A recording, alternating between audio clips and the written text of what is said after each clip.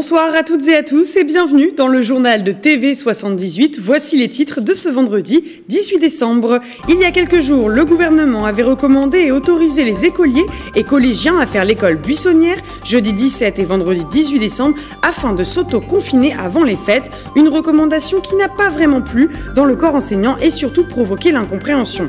Alors a-t-elle été suivie par les élèves? À ce sujet, nous recevrons Bertrand Mesure, enseignant à Trappes et secrétaire général du syndicat des enseignants du premier degré SNU IPP 78. Dans l'actualité également, à Maurepas, le supermarché Auchan a investi dans une machine qui permet de désinfecter les chariots de course en 3 secondes, une façon de protéger les clients du Covid-19. Enfin, dans l'actualité sportive, au dernier pointage, l'Yvelinois Louis Burton est 7e au classement du Vendée Globe. Comme chaque semaine, nous ferons le point sur son parcours. Juste avant cela, une information, le président de la République est isolé pour les 7 prochains jours à la Lanterne à Versailles. L'Élysée a annoncé qu'Emmanuel Macron a été testé positif au Covid-19 jeudi après avoir fait un test PCR. Il a donc été transféré dans ce pavillon de chasse versaillais situé dans la continuité du parc du château de Versailles. La Lanterne est utilisée comme résidence d'État de la République française. Selon son entourage, le président de la République continue à travailler à distance depuis le pavillon.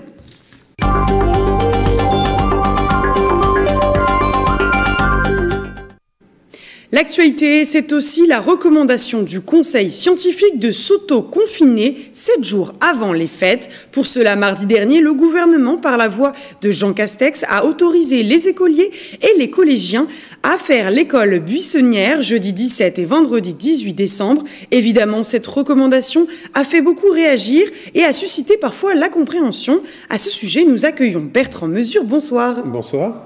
Alors, vous êtes enseignant, je le rappelle, à Trappes, mais également secrétaire départemental donc des Yvelines du premier syndicat des enseignants du premier degré, le SNU IPP.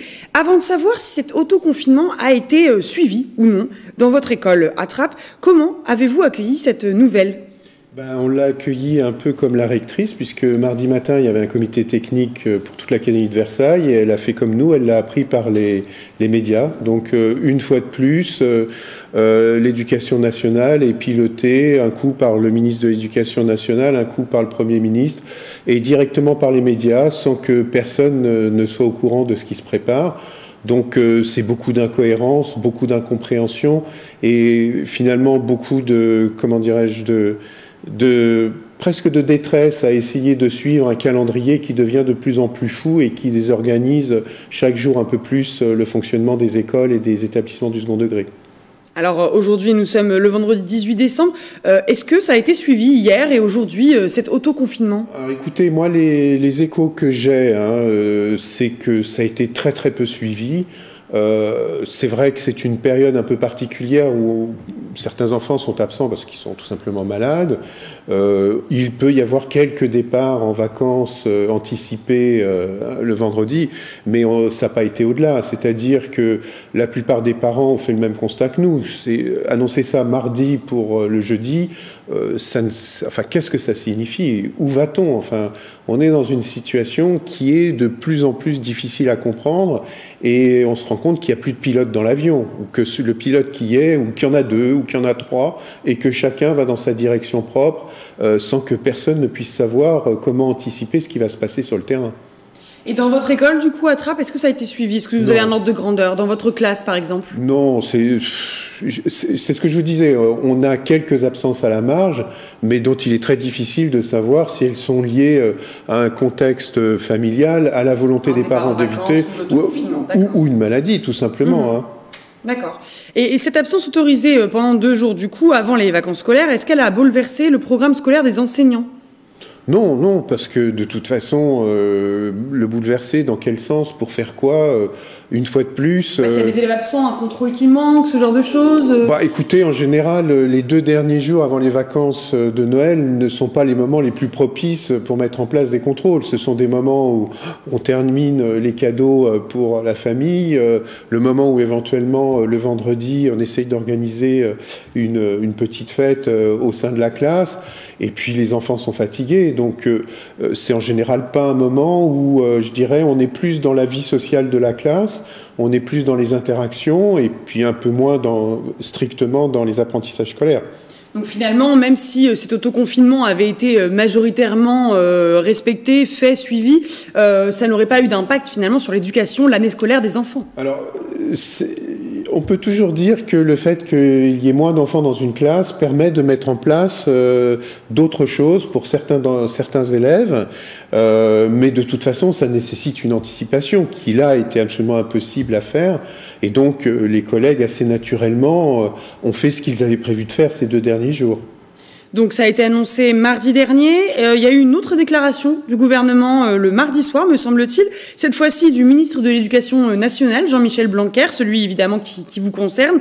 Il a précisé que les professeurs qui avaient une personne vulnérable dans leur entourage n'étaient pas concernés par cet autoconfinement. Et il a surtout déclaré, je cite, « Les professeurs ne sont pas plus contaminés que dans d'autres métiers parce que les mesures de protection que nous avons prises depuis septembre ont démontré leur efficacité. » Quel est votre sentiment à propos de cette déclaration ? Écoutez, les déclarations de Jean-Michel Blanquer dans la profession sont accueillies avec tout le scepticisme qui convient. C'est quelqu'un qui enfile des contre-vérités, qui dans une situation qu'on peut qualifier d'exceptionnelle, continue à appliquer un agenda démentiel sans tenir compte de la réalité. Donc ce ministre n'a plus aucune crédibilité auprès des enseignants. Après, tout le monde fait le même constat de l'incohérence que j'évoquais tout à l'heure. Comment proposer à des parents que leurs enfants s'autoconfinent quand eux-mêmes sont enseignants et leur interdire de le faire? Si on a des enfants et qu'on souhaite les autoconfiner comme le préconise le conseil scientifique, encore faut-il pouvoir être avec eux, hein, et tous ne peuvent pas se garder tout seuls.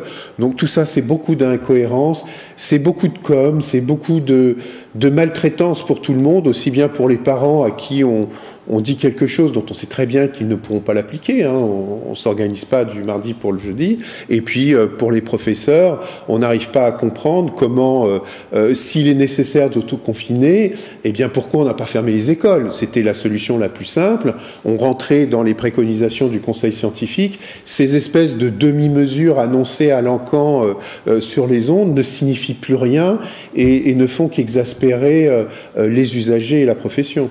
Dernière question, est-ce qu'il y a eu des contaminations, que ce soit d'élèves ou d'enseignants, dans votre école à Trappes ? Alors écoutez, les contaminations, c'est un sujet dont nous avons parlé hier avec le directeur académique. Le constat qui est fait, c'est que, on va dire grosso modo, jusqu'aux vacances de la Toussaint, les courbes qui étaient annoncées de contamination par le ministère de l'Éducation nationale et celles qui étaient évaluées par l'ARS concernant la population scolaire étaient à peu près parallèles, même s'il y avait un delta qui était quand même très important. Depuis les vacances d'automne, le constat est que c'est plus des courbes parallèles, c'est-à-dire que celle de l'ARS augmente et celle de l'Éducation nationale baisse. Les chiffres de l'Éducation nationale sont des remontées très partielles, très formalisées et qui ne correspondent absolument pas à la réalité du terrain. Alors, il y a des contaminations, il y a des cas contacts. L'ARS n'est pas d'accord avec l'Éducation nationale sur ce qui est un cas contact. Donc, tout ça met beaucoup de dysfonctionnements, beaucoup d'incohérences.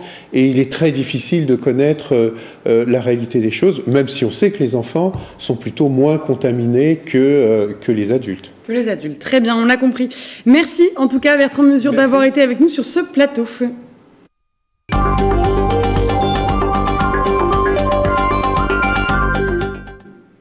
Dans le reste de l'actualité, c'est une nouveauté au supermarché Auchan de Maurepas. Depuis quelques jours, le magasin propose une machine en libre service qui permet la désinfection des caddies en 3 secondes. Une solution hydroalcoolique est pulvérisée. Astrid Bergère s'est rendue sur place. C'est une petite révolution. À Maurepas, le magasin Auchan a acheté une machine qui permet la désinfection rapide des caddies. Elle sert à simplifier les courses pour les clients puisqu'elle permet de pulvériser en 3 secondes une solution hydroalcoolique pour désinfecter le chariot. Donc, ce qui évite aux clients de devoir le faire avec du papier sopalin et un pulvérisateur manuel. Donc c'est vraiment un plus pour leur faire gagner du temps. La machine, fabriquée en Europe, a été achetée à une entreprise locale. Simple d'utilisation, elle est désormais en libre service. Les premiers temps passés aux côtés de la machine pour expliquer aux clients, les retours sont globalement positifs.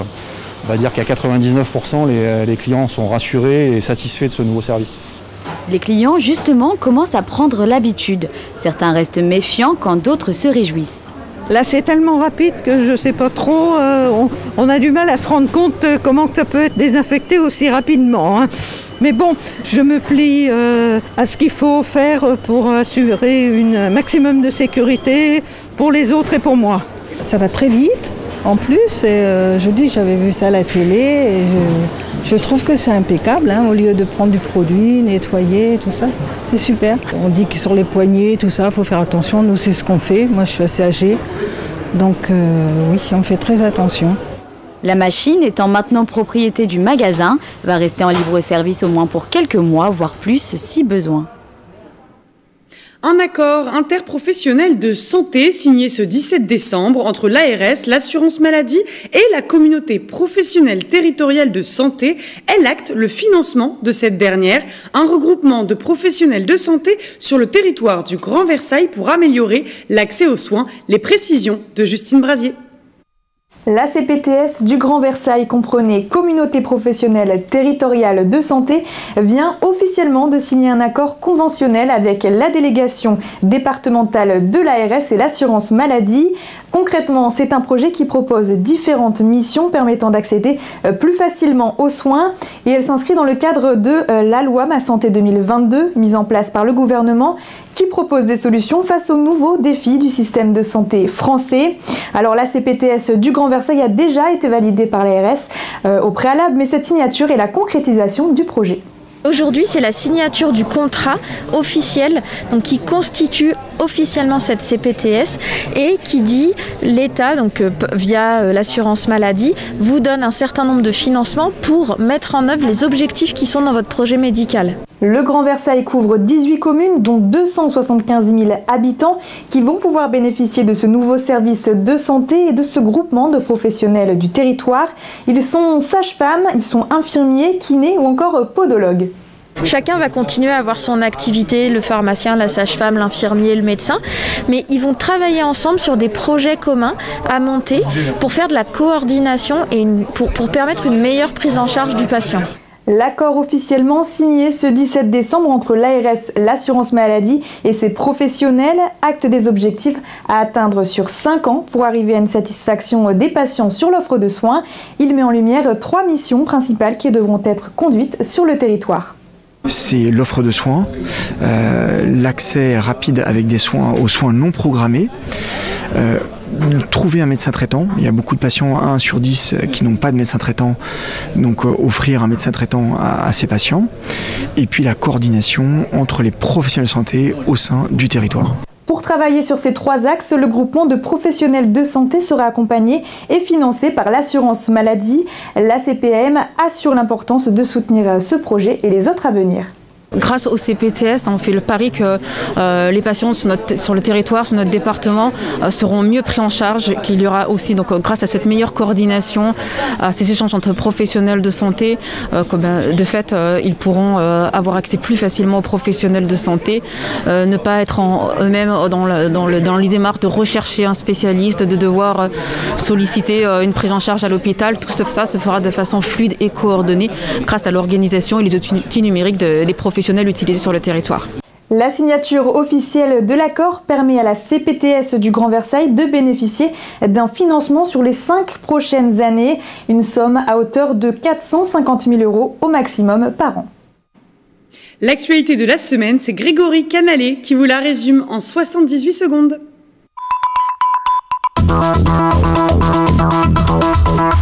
Depuis le 15 décembre, le confinement est remplacé par un couvre-feu. Entre 20h et 6h du matin, les sorties sont limitées au strict minimum et doivent se faire munies d'une attestation. Seul le 24 décembre fait d'ailleurs office d'exception pour fêter Noël en famille. Il est conseillé dans certains cas de se faire dépister avant le réveillon. Dans le Sud-Yvelines, une tiny house sillonne 16 villages pour tester les habitants des zones rurales. Nadia à Chanteloup-les-Vignes, la ministre déléguée à la ville, a rencontré associations et élus locaux. La maire de la commune fait partie des signataires de l'appel du 14 novembre. Cri d'alarme pour les quartiers prioritaires. 6 mois après l'élection d'Ali Rabeh à Trappes, ses comptes de campagne ont été rejetés. La raison, ses actions menées lors du premier confinement avec Cœur de Trappes, l'association dont il était le président. L'élu étant en désaccord avec cette analyse, le dossier est transmis au tribunal administratif de Versailles. À plaisir, la passerelle reliant la galerie Auchan et Mon Grand Plaisir est désormais rouverte partiellement. Depuis l'ouverture du nouveau centre commercial, un litige entre les deux parties bloquait l'accès. Finalement, elle est ouverte de 7h à 9h et de 19h à 20h pour permettre de transiter vers la gare SNCF. Et puis cette officialisation, la colline d'Elancourt accueillera bien le VTT pour les JO 2024. L'épreuve Un temps menacé fait bien partie de la dernière carte du comité d'organisation. Les Yvelines accueilleront également le cyclisme sur piste et le BMX, le golf, le pentathlon moderne ainsi que l'équitation.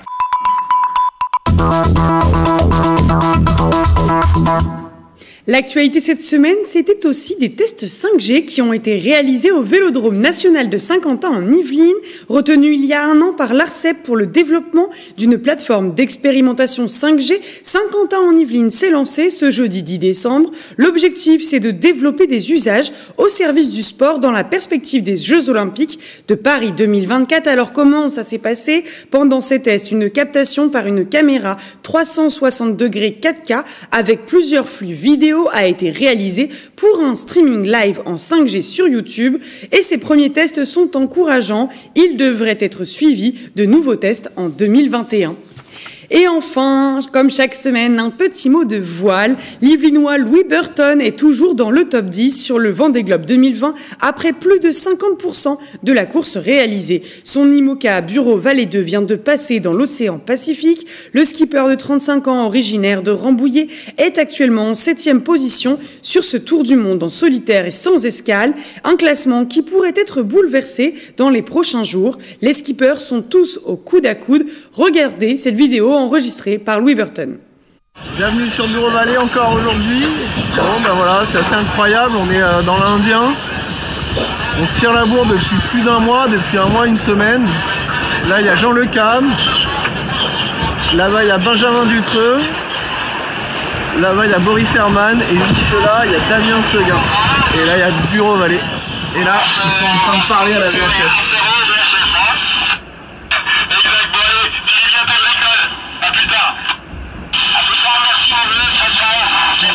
Conversation entre Boris Herman et Damien. Allez, tout va bien, ça remonte le moral, malgré les avaries.